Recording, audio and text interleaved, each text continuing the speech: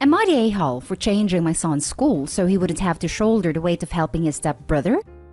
X, 40 male, and I, 31 female, have a son who is 11. X cheated on me with his current wife 3 years ago.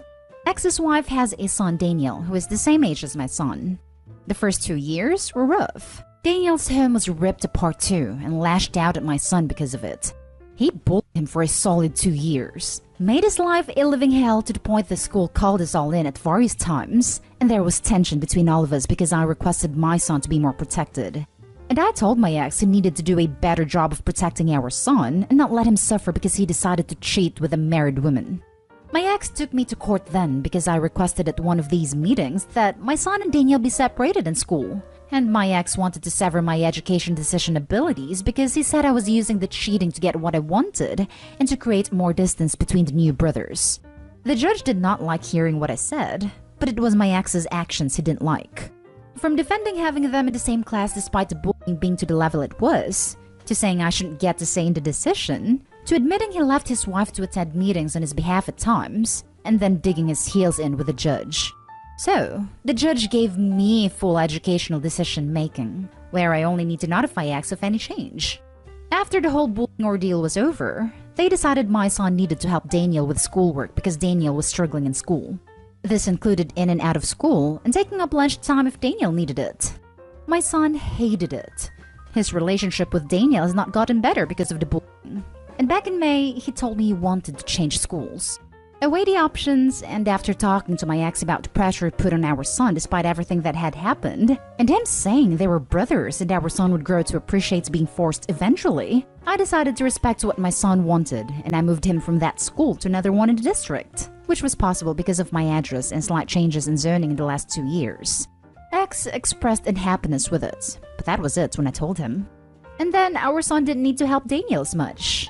Until after Christmas when both boys were doing school virtually and they asked our son to help Daniel. So one time in an exchange with his dad about it, our son said he thought moving schools would stop him being forced to help Daniel.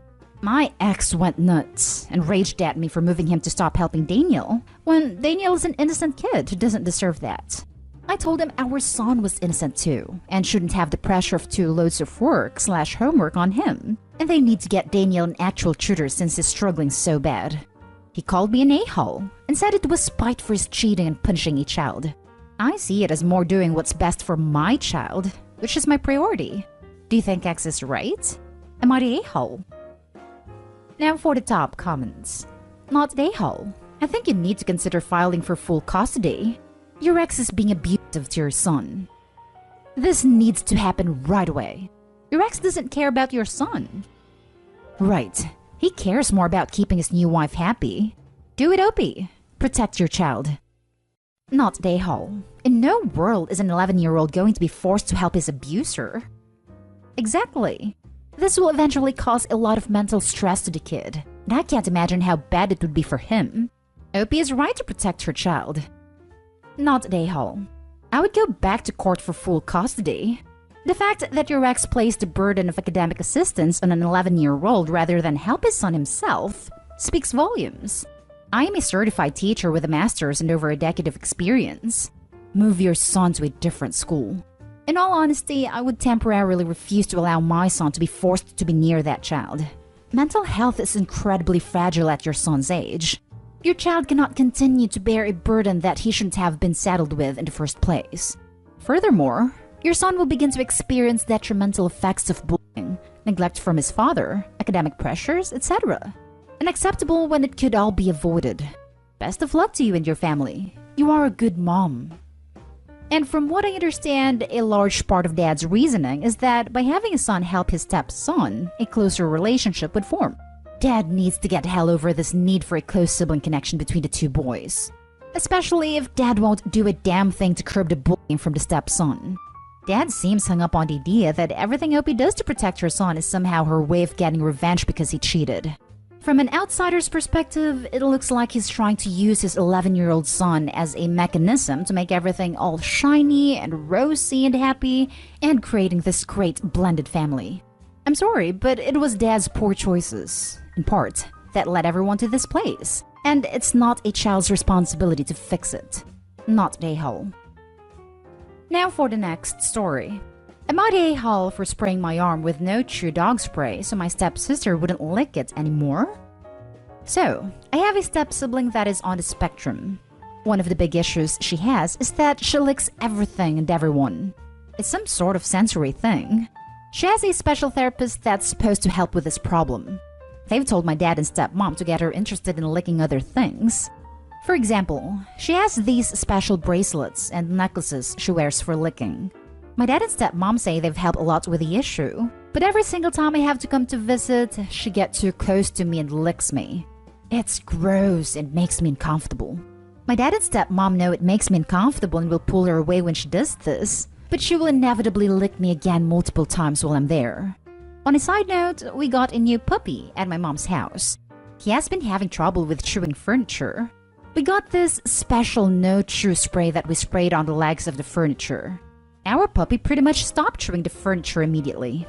So the next time I had to go to my dad's, I decided to try spraying my arms and neck with the no-chew spray before I left. Within 20 minutes of being at my dad's place, my stepsister licks me. This time though, she pulls away fast, makes this face, and starts freaking out. Anyway, my dad and stepmom got mad at me about it. They said what I did was mean and demeaning. But their stuff wasn't working at all. It didn't make any difference when I was there. The spray did work though, because she did try to lick me or get too much into my personal space again till days later. After she tried to lick me again, my dad said I better not use the spray again. I said if they got her to stop licking me, the spray wouldn't bother her. Then he said he would take me straight back home if it happened again. I said that I just wouldn't come back over there anymore. I didn't talk to him or anyone else for the rest of the trip. Since I've gotten home, he's called me a few times and I have ignored all the calls. I've listened to a few voicemails he's left though. They're basically all saying the same thing, that this isn't how I'm supposed to treat family, and I need to make exceptions and be understanding of my stepsister. Not Dayhall. You're allowed to not be licked. It would seem your stepsister is more capable of correcting her own behavior than her parents are expecting of her if your no-chew spray method worked for a few days. Their behavior needs correcting too, and removing yourself from a situation that makes you uncomfortable seems to make a lot of sense here. Keeping one family member comfortable at the expense of another isn't what families are supposed to do either. Was going to say this. Sounds like it isn't an uncontrollable behavior, since the taste deterrent of the spray immediately worked better than everything they and the therapist have done. Not Dayhall. This is actually a pretty clever solution. They said what I did was mean and demeaning. You know what else is demeaning? Having people freaking lick you like a dog and to be expected to just tolerate it. Especially during a respiratory viral pandemic. Not Dayhall. Other people's rights end at your body. Next story is titled, Am I Dayhall for not inviting my stepbrother to my wedding? I'm male 38, marrying my love female 33 in a couple of months, and my mother is really upset with me for not inviting my stepbrother. Me and him have never got along. He used to bully me when him and his mother moved in when I was 11. He was always physically bigger and used to try and dominate me and my brother. His mother, my mother's wife, thought the son shone out his butt and wouldn't accept the fact he was bullying me. She also convinced my mother that he wasn't a bully. In more recent times, I don't have anything to do with the bloke at all. I don't consider him as family. The last time I saw him around 4 years ago, I said a hello to him. I try to be polite at least to people, and he wouldn't even say hi back. My mother seems to have this image in her head of this perfect union of my family and her wife's family, but I don't feel the same way. It doesn't bother me that she married her wife, but my view is that they're her family, not mine. Sure, if they were nice people, it might be different, but they aren't. I also don't get along with Mom's wife, but I'd be civil to her to keep the peace with Mom. Am I the a-hole here? Since it's my wedding, surely I'm allowed to not invite whomever I want. Thanks for your time. Now for the comments. Not Dayhall. It is about you and your wife to be, nobody else. If you don't want him there, don't invite him. Your mom needs a bit of a reality check. Best of luck. Not Dayhall. Mom, I haven't said 3 words to him in the last 4 years. And when I did say hi, he couldn't be bothered to respond. No, your stepson is not taking up space at my wedding that could be used by someone who actually gives a damn about me. But he is family. No, Mom. He's your family, not mine. We're just two strangers who are very happy without being involved in each other's life. Now, stop trying to dictate what I should be doing in my day, with my money. Good night. Not day, Hall. Your wedding, your decision. You don't want to spend your wedding with someone who tormented you growing up and hasn't grown out of it. You don't need that negativity at your wedding. Thanks for your input. Yeah, I don't need that negativity, but still feel a bit bad because Mom's putting the pressure on. Have you had a conversation with your mother about what happened when you were little? Not day, Hall. Yeah, we've talked about it a long time ago. She may have forgotten. She's getting pretty old and health not that great at times. Now for the last story. Am I the a-hole for charging my siblings $5 each for food? I'm a 20-year-old male and live alone. I work 2 jobs, so I'm constantly busy and have little time even for myself. Last week, my siblings, my little brother and sister, asked if they could spend a weekend with me after I mentioned finally having a free weekend from one of my jobs. I was hesitant since I kinda wanted to enjoy time alone, but I love my siblings more than anything, so I said sure. I felt that my parents would also like a break, so I didn't mind. On that Friday, I worked the afternoon at my second job, so when I picked them up that morning, I brought them a few snacks and told them to fix something at my house if they got hungry. When I got off, my sister, who is 15, asked if I can get her and my 8-year-old brother some Taco Bell. I had the money to eat out, so I said sure and picked some up on the way home for them. The next day, I was off from both jobs, so I was planning on doing very little. We did go out shopping to a few shops nearby. Before we went home, I brought them more snacks and told them I was going to get pizza for dinner. However, they complained that they didn't like that kind of pizza. I then asked what would they like. They wanted pizza, but pizza that costed way more than I was going to be paying for the other. I told them no, and that the cheap pizza wouldn't kill them. Plus it was free for them, not for me. They complained a little more, till I told them that I will get the more expensive pizza if they both chipped in $5 towards it. My little brother was okay with that, and my sister hesitated, but eventually said okay. I took the money and brought the pizza. The rest of the day was good. The next day, while I worked my second job, my stepdad came to pick them up to take them home. A few days ago, I went to return a bag my sister left back to them, and upon entering the house, my stepdad asked to talk to me. We stepped into a room where he laid into me about being a terrible brother for charging my siblings for dinner. I tried to explain that they wanted a pizza that was triple the one I was originally going to get them for free, and that I paid for dinner and snacks multiple times for free, but he kept cutting me off. He then told me to get the hell out of his house. I told him have a good day sarcastically and left. Later, when with my best friend, my mother texted and called me names for how I was disrespectful and a bad person for what I did. I told her I didn't think I did anything wrong, and to just leave me alone if they are mad over $10 damn. She told me that since I'm acting grown, to never contact them again. I told her that since I'm 20, that I would be okay with leaving them alone. My friend told me I was in the right and did nothing wrong, but I just want to be reassured that I wasn't the a-hole. I love my siblings, and I hate that my parents are mad over something that they don't want to understand. Am I the a-hole? Not the a-hole. Your siblings are rude for complaining about something they demanded, and your parents are way over the line for going off on you without even bothering to sit down and ask what happened.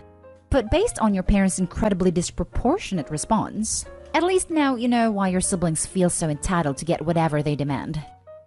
If his parents are willing to never see him again because of $10, good riddance. So my question is, Opie is doing his parents a favor giving them a free weekend. Why wouldn't they give him money to help feed their kids? Anytime my kids go somewhere without me, they're given cash for any unexpected costs. As a mom and grandma, honey, you did the right damn thing. Not the a-hole. You showed your small persons that they have the absolute right as kids to expect those caring for them to provide them food and shelter within the bounds of the available budget and within reason. You also showed them that if they demand extra, they should be prepared to pay up. This is not a lesson that can be learned too early. A 6-year-old saying, I want to go to the movies instead watching at home, is definitely old enough to be told, sure, tickets are $10 each. Here's a list of extra chores and what I'll pay to have them gone. Go get 'em, Tiger. We want kids to know they have a good bit of autonomy over their choices, But we also definitely want them to know they cannot force others to sacrifice themselves or their ultimate well-being to give fancy extra things to them. Rent comes before Roblox. A non-payment alternative in the future is to lay out the budget, as you did, and let them spend an hour if needed going over the entire menu looking for something you can afford. You already know, let them figure it out. And then let them help you order it so they feel involved and grown up. That's way more fun than sun-dried marshmallows and bespoke pepperoni and pizza anyhow. As I stated in a reply, my parents are in no way on a budget. They buy things for the heck of it, and just brought an expensive car, even though they already have one for each of them. So now they have 3 cars for 2 people. And this is also the only time I have ever charged my siblings. Every time I've had them, I've cooked with my own groceries or buy fast food with my own money. A few months ago, I was living paycheck to paycheck, barely getting by with rent alone. When I had them over, I still brought them things and everything with money meant to keep me going. I'm financially stable now, but I don't see a problem with me asking them to pay $10 of a $35 meal, even after they agreed and were okay with it.